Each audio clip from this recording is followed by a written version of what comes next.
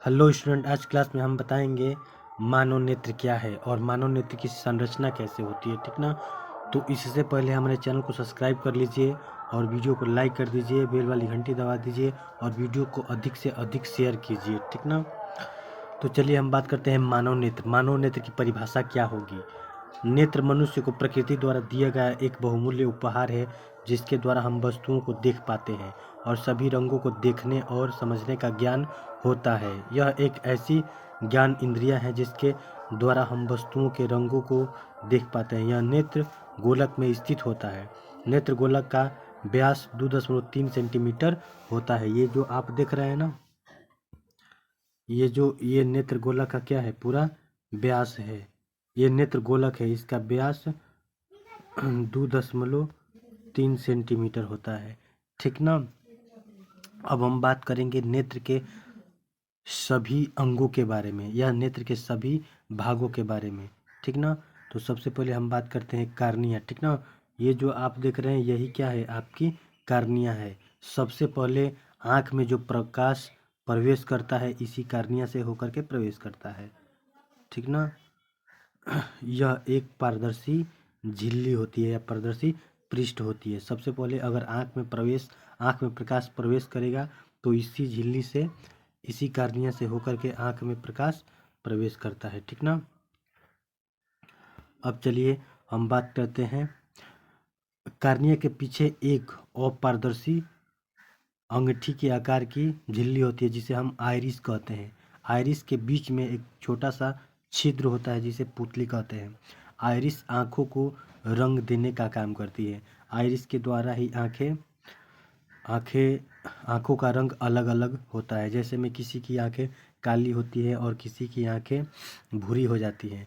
जिन लोगों की आँखें काली होती हैं उनके आँख में मेलनिन नामक पदार्थ पाया जाता है। मेलनिन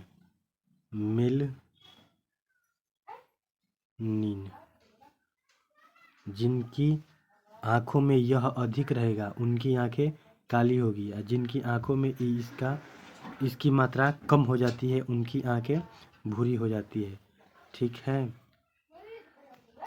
अब हम बात कर लेते हैं दृढ़ पटल। तो आँख के सबसे बाहरी वाला जो ये परत है ना, इसी को बोलते हैं दृढ़ पटल। आँख के सबसे बाहरी वाले परत को दृढ़ पटल बोलते हैं।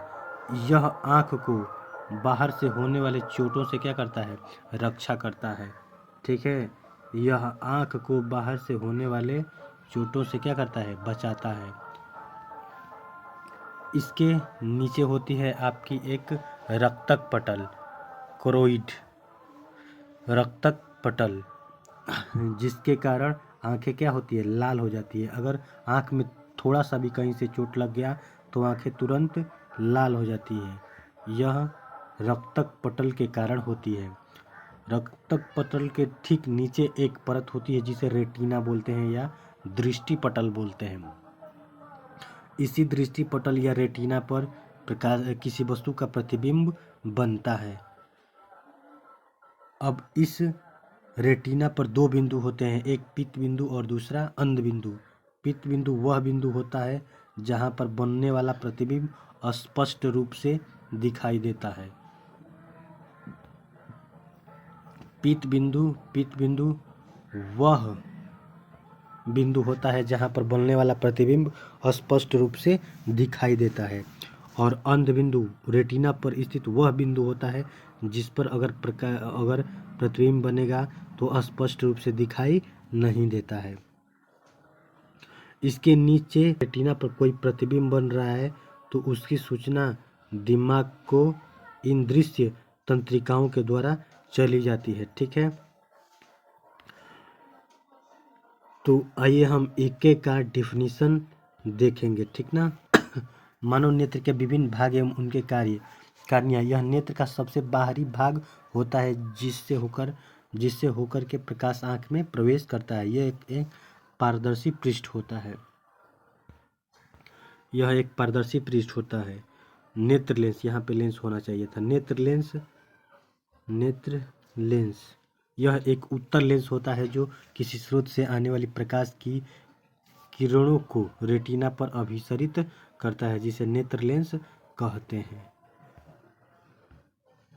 आइरिस कार्निया के पीछे एक चपटी अंगूठी के आकार की अपारदर्शी झिल्ली होती है जो आंखों को रंग देती है। इसके बीच में एक छोटा सा छिद्र होता है जिसे पुतली कहते हैं। पुतली पुतली आइरिस के बीच में एक छोटा सा सूक्ष्म छिद्र होता है जिसे पुतली कहते हैं। पुतली के द्वारा ही आंख में प्रकाश प्रवेश करता है। पुतली पर ही निर्भर करता है कि आंख के अंदर कितना प्रकाश जाएगा और कितना प्रकाश नहीं जाएगा। अधिक प्रकाश में यही पुतली क्या हो जाती है, पुतली का आकार छोटा हो जाता है और कम प्रकाश में पुतली का आकार बढ़ जाता है। इसके आकार को बढ़ाने और घटाने के लिए जो जिम्मेदार है वह है आइरिस।